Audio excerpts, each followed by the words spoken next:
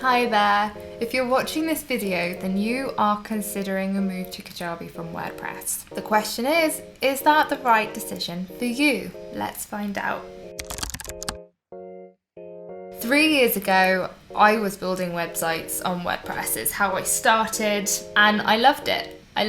But it wasn't until my clients became course creators that I found WordPress to have some challenges. It was at that point I discovered Kajabi and made the move. That was roughly 3 years ago, and a lot has changed since then.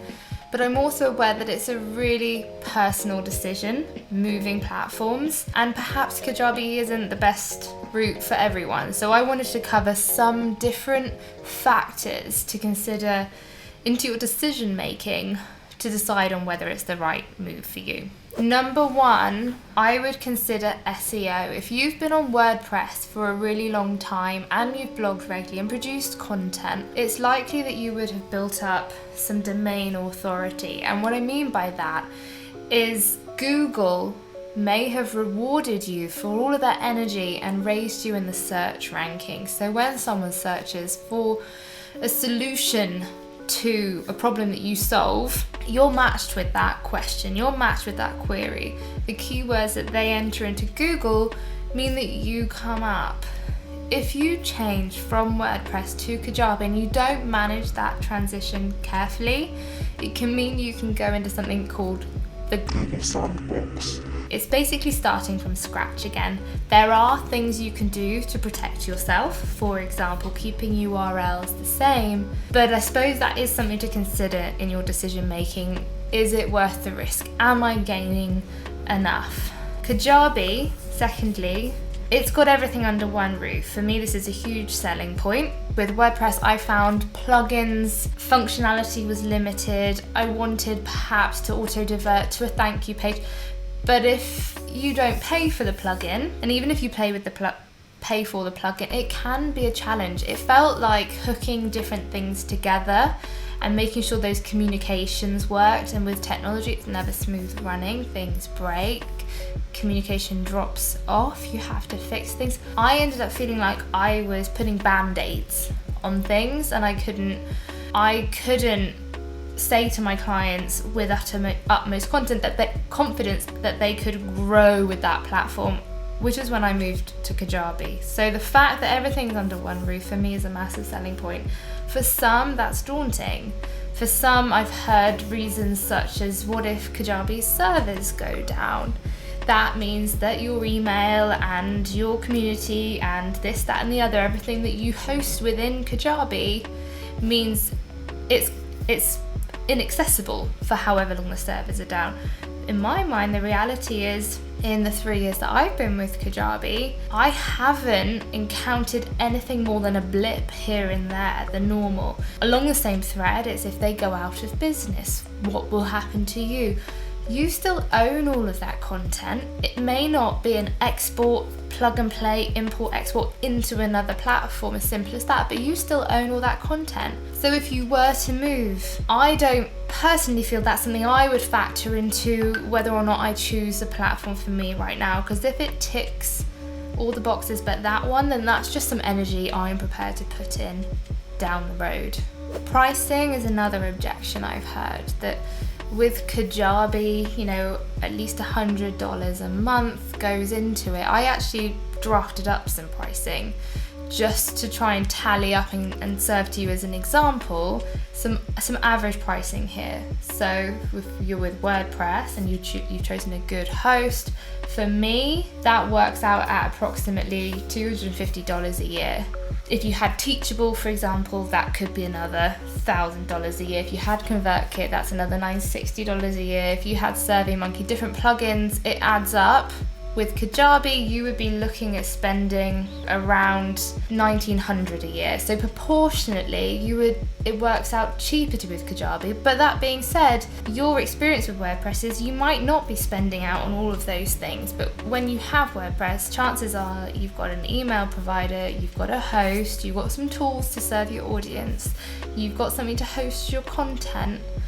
Those add up. So I suppose I would recommend sitting down and tallying up the different figures just to say to yourself, the pricing is more expensive, or actually you might be surprised and it may work out more cost effective.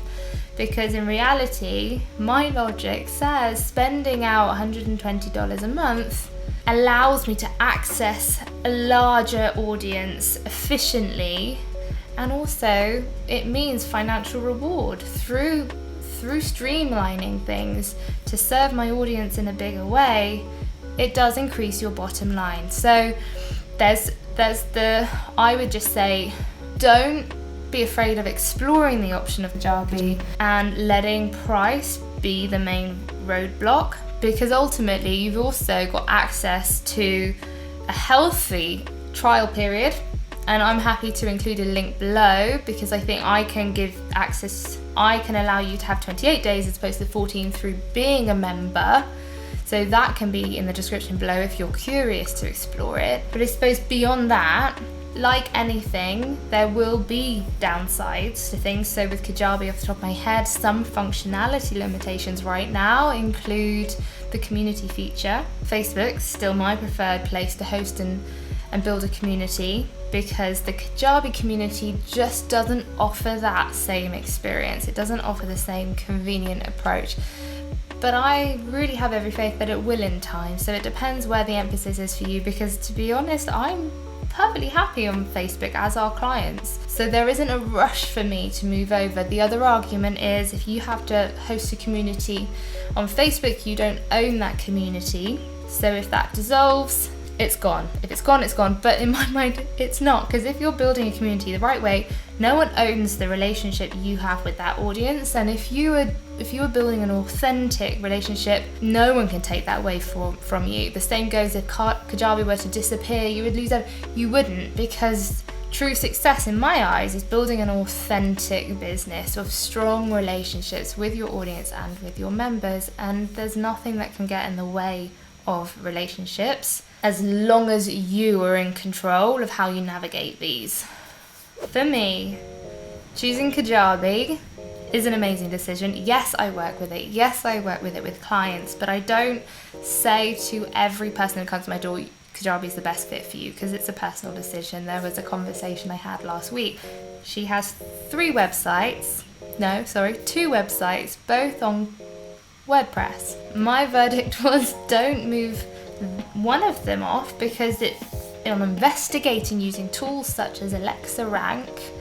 You can determine that actually has quite a bit of domain authority, and you don't really stand to gain.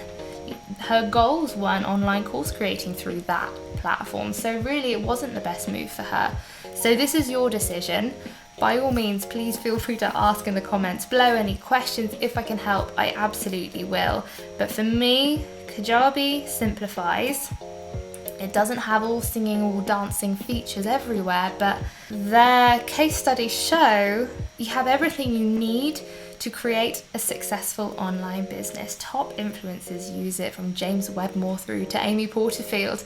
So in my eyes, it must be a great business decision if you're aligned with the same approach as Amy and James, because they would have done their research. They wouldn't go to a platform if it wasn't worth it. So simplifying, streamline, everything's under there for your business to be a thriving success. As I say, if I can be of any help, please do comment below, and if you give this video a thumbs up, that would just be wonderful.